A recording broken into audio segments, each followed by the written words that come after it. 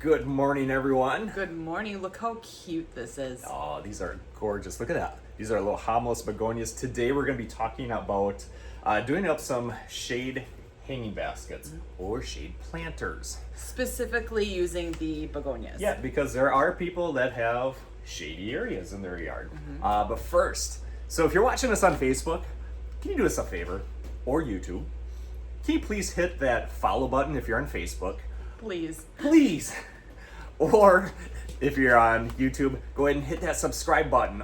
And you can also hit the notification button that will let you know when we do brand new videos. It'll notify you. So that's your ticket to ride. We're not charging anything. We're just asking, please, on our Facebook page, go ahead and hit that follow button or the like button. It's super important. Yeah, it really helps us, and it helps our videos get out to lots of people. So we would absolutely appreciate that. So, talking about doing up some shade hanging baskets or planters. Again, a hanging basket is just a container, a planter that has a hanger on it. So we're going to specifically do the smaller sizes because it seems like we were always doing the big ones and there's so much that goes into the big ones. But let's talk about those little planters. They take more work. Remember that. for care, yeah. For care. So- And you're going to use way less plants.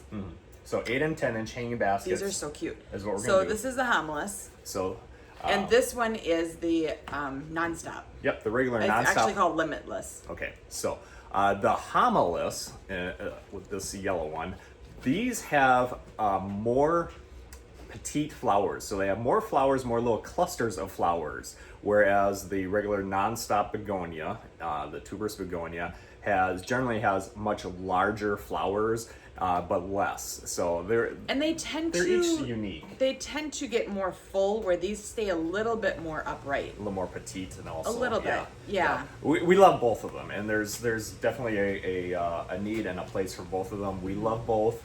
We plant up There's both. lots of beautiful colors. Oh, in them. absolutely, in both of these. But yeah, they're both gorgeous. The regular tuberous begonias are just starting to flower now, where the homilus were way ahead. Yeah, you can see. This one is. Can you show them that? Sure. It's just starting to poke out its color. Yeah, so we're just getting some color on These colors are on these begonias. They're so beautiful. Yeah. Okay, so in an 8-inch basket, you're going to use one of the begonias. Okay. Just one. And that's going to fill out the basket nicely. It'll kind of just crust the basket. I do like to put in a few like bedding begonias around the edge just to really make it full. But that's what I'm going to do in here. I'm going to use. Let me show the difference with the wax begonias. So these are just packs. We have 4 packs in our greenhouses. So these are the regular wax begonias. Again, And they're just starting. Remember, this is Yeah. early in our season, so and it's cold outside. Nobody's putting anything outside in northern Wisconsin. We woke up to 12 degrees, so nobody's doing up their garden quite yet. So these are the wax begonias. Again, wax begonias, one of my favorites, my go-to for putting in maybe that filler spot, because wax begonias can go full sun to full shade. They don't care, which makes them, I think, the perfect bedding plant. So very easy. You can do just a basket of just wax Oh, yeah, begonias. yeah. They're just not going to get real nice and tall. And you have the green leaf.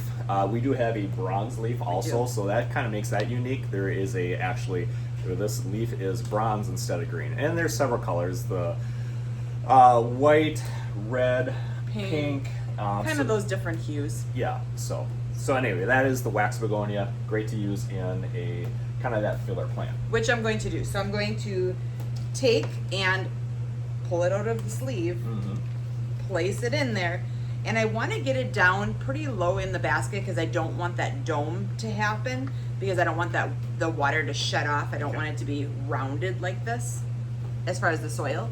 And then I'm just going to tuck in. When I do up a basket, and I know this goes back to the floral design portion of it, Yep. you tend to just plant it up and you're like, it'll fill out. I like to have there is a face of this. You can see. You want everything going one way. Oh, I do. Well, For now. For now. It's not going to matter in 2 days. It's going to turn. It's going to turn wherever. But you like that sun instant is. gratification. This is my instant Okay. gratification. All right. I'll give you that. So So I'm going to put that in there. And it's gonna fill out. I'm gonna clean up the plant if it needs to. Like this one leaf just had some it must have got bumped or something. I got Yeah. cracked. I'm just gonna take It's that not going out. to grow out of that, so you might as well just take it off now. Yep. It'll grow new ones. Very nice. So Wow, that was easy. it was. Look how simple that is. So this It's is a not little hard. 8-inch hanging basket. We'll put the hanger on there, and you basically you like it to be even. I do. Yeah, and I do too. And I have one that's not gonna be even to show you. So we did 3 of the bedding plant wax begonias in there, and then the harmless begonia right in the middle. So nice little. See, White turn and it yellow. around. If you would show them the other side, that's the back side. Uh-huh. But as it grows, it's gonna fill out and it's gonna be beautiful. But for instant, you kind of want that flower showing. Okay, so that's the 8-inch hanging basket. That's an Okay. 8-inch. So 1 of the 4-inch, and then I just did. You could do 2 and get away with it, but I like to have it like full all the way around. I did 2 in some of them last year, and I was just like, it got kind of oval looking, Yeah. so I wanted to do all the way around. All right. Next up. Then, let me see my colors. I want to make sure I have all my colors that I want. So I'm going to take another one. This one is the Limitless series. Again, I like to put it right in the middle because I'm only using 1 of that focal flower. And then this one, and these aren't blooming yet, but this is white lobelia. And I'm going to do the same thing. I'm going to put 3 little bedding plants along the edge. Lobelia can handle a lot more shade. I mean, Mhm. they're more of that sun, but they do actually work for this. And lobelia can really burn up a little bit later in the summer in that hot, intense. So this actually works really nice for it. Okay. There. Wow, you are fast. That's why you do this. Okay. so again, just that single begonia right in the middle, the lobelia around the edges. That's all gonna fill in.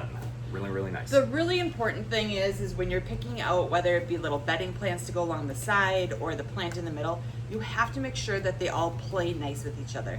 If you have something that is, like if I had a regular 4-inch lobelia, I wouldn't stick that in here because it would kind of much. take over. Yeah. So I'm trying to use stuff that plays nice as far as it requires the same type of care, whether it be on the drier side or whether that be moist. It also requires the same light. So exactly. if it can tolerate a little bit less light, I can put it in with the begonia. And there's some rules that we can bend, but we're not combining begonias and geraniums together because geraniums love full sun, full heat, and the begonias can't handle that. So we're not going to put them together, and they're not going to play well in that area. So Right. yeah, they don't make sense of going together. And remember, when you're planting from just single pots, it's not going to be big and lush instantly. Right. You're going to have to let it grow and give it a week or 2, and it will start growing in and getting really full. It doesn't take long. By the time we open, these will be beautiful. But remember, you don't have that instant, showstopper, end of season type look instantly. You go for potential, I do. just like a husband, right? Right. I had potential. Okay, so another thing I'm Did gonna you just match your potential? well, a little bit. I have one more to do. Okay, so we're gonna do up this 10-inch. Let me just highlight also though, we're planting in soil. We'll go through and water these afterwards because that's what works. And I like watering afterwards because it fills in any voids. Yeah, that water kind of rushes and Yep. hugs everything with the soil. Yeah, we don't water before. Like some people like to dunk a plant and stick it in. I don't like that at all. That's not my style. I don't think that makes sense technically.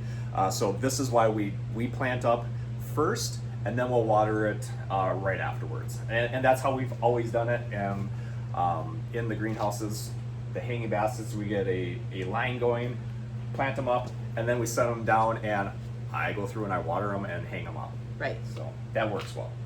All right. So next is the 10-inch basket. This is double the soil volume of this, so I can do more plants. It doesn't seem like it, It but doesn't. it is. It truly But is. it's still not a big basket. Yeah, it's that's still a it's 10-inch still is really smaller. a medium-sized basket. It Not is. real big. So I could do like 3 begonias in here and be perfectly fine, but I'm gonna mix it up a little bit. Okay.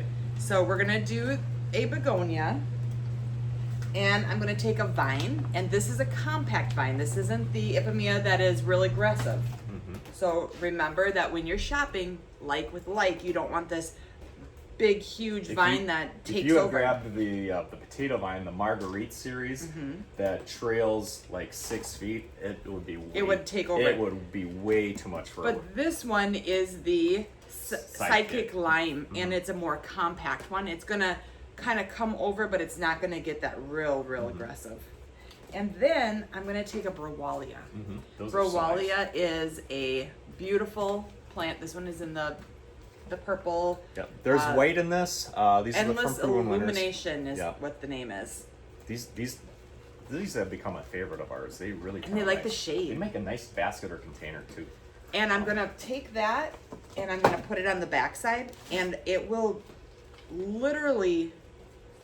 Now that's a really deep pot, so I need to take some more of the soil out because I don't want that doming going on. This is going to, you can see how it kind of trails through, and I can train it to trail through and come out everywhere. And so by training, what do you mean? Training is just as it's growing and it's getting longer, if this branch here, I could just kind of push it and tuck it under a leaf, and it would start growing through. Because its habit is to kind of like poke through. Yep, you can see I have it kind of tucked through here in a leaf, and it's gonna grow through this side. So as it's actively growing, we're gonna kind of move it to where we want it to go. Right. Otherwise, it might just kind of bush out here. Now, can we do that with thousands of baskets? No, really, not in our case. But when you're at home and you're doing it, Yeah. it's a great way to do it. Or if I see one that I was like, ooh, I just want to move that. That's a perfect way to do it. Okay. So, a little mixed basket. So you're gonna have some vine coming down here. It's gonna trail through, and then you're gonna have your begonia as your focal. Okay. Very nice. So that is planting up an 8 and a 10. They're not hard. You know, you just have to get your fingers dirty. And I'm not ruffling up the stems at all. Begonias tend to have a finer. Yeah, I was going to have you root show system. that. Can you maybe pull out that begonia? We'll just show the root system. Yeah, begonias do have a very delicate root system, so you do have to be kind of careful. So you can see they're not a bright white, and that's normal. Like a geranium has a bright white. Yeah, or the lobelia or the Browalia had a pretty bright white. This is normal, so they're more brownish, but it's kind of a pretty fine, delicate root system. So what does that mean? We don't want to overwater these. If we overwater this consistently, those roots will rot down pretty quickly. So you do have to watch your watering. And especially kind of think about that with your shade plants because these are not going out directly in the sun. So they're typically going to be in an area that's maybe more protected.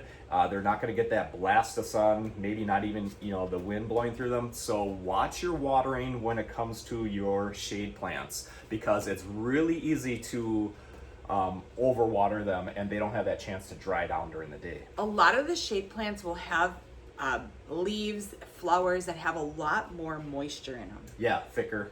Very. Or even with like the Rex begonias or the wax begonias. Let me show with the wax begonia. Just grab that one. The leaves are almost shaped and they funnel that water right directly into the stem and right down. So when we go through and water, we have to watch it. We don't want to overwater them because they're very efficiently filtering like a funnel, pulling that water straight down in. Instead of like some plants where the leaves are they're down like this and that water will kind of run off and you have to maybe water a little bit heavier on certain ones. The begonias tend to pull it right in. They're very efficient, so therefore you got to watch that watering. It's very easy to let these get overwatered. And again, like I said, they're not sitting in that direct sun, so they're not drying down through the day typically. So it can kind of catch up to you over the weeks and months maybe. So I try to water lightly my shade plants. So we're talking about the 8 and the 10 inch. Once you start getting into the 12 inch or the 14 inch or bigger containers, it gets really fun because then you can start using stuff like the Rex begonias Oh, yeah. or the angel wing begonias that are in the bigger pots. If I was doing a Rex begonia, I would maybe put one in this size pot and that's it. Yeah. You know, you have to be realistic on your basket size of what you're putting into it. You can't just put all this stuff in there and expect it to all survive. Somebody is going to be stunted or not make it. Yeah. Like the other plants will just take over. Somebody will win at the end of the day. They will. So, yeah. Or no, everybody loses, whichever you want to take. Okay, that way too. So let's talk a little bit about fertilizing. So we're gonna fertilize about once a week with the Beat Your Neighbor fertilizer. That's gonna help give them that the nutrients that they need. We want flowers, we want that growth, so we're gonna feed them at least once a week. So Are you gonna that fertilize keeps them these really right off the bat? Normally I would. Today I'm not fertilizing, but they're gonna make it right into that mix. Friday they'll get fertilized. So within 3 days they're getting fertilized full strength. I'm gonna water these down right away just to get that soil to, as we talked about, to kind of mesh in there and fill in those spots. So we'll water them, but within the first few days they're getting fertilized at full strength. So yeah. Because they're growing like this in the pots for us. They're in that mix of we're fertilizing about once to twice a week right now. It's not a shock. Yeah, so yeah, they're used to it. And remember to give yourself a little bit of space in your planters because they're going to grow and they're going to get bigger. So if I put, and I'm just going to take this 10-inch for an example, if I would stick some lobelia or begonias tucked in here, I probably within a couple weeks is going to be way too much for this basket. I know you would like it because you want that instant. I do. Yep. I tend to overstuff it, and that stings me. What's gonna happen with that is if I would stick, let's say, a begonia or lobelia right in here, this little dead spot. If I would do that, most likely this is gonna grow bigger, and this is gonna grow bigger, and that's gonna get choked out, which means you just spent money and time that you didn't need to do. Yeah, that happens. Oh, and another thing, you did stick the the tags in there. That does help. It helps you remember what you had in there because it's going to get to be July, August, September, whatever, or after the year is done, you pull everything out. Maybe you don't remember what this pretty little flower that shade is. But if you keep those tags, it's really handy for next year if you set them somewhere that you can find them. Just stick them in a Ziploc and you're bag. like, man, I had such a beautiful little combination planter that I made up last year by myself. You helped me pick these out and put them together. When you can walk in and say, I need this, this, and this, that really helps us as a greenhouse rather than that very vague, like, I had some really nice flowers. I don't know what they were. It was yellow. I just remember it was yellow. Okay, well, it was yellow and it went in the shade.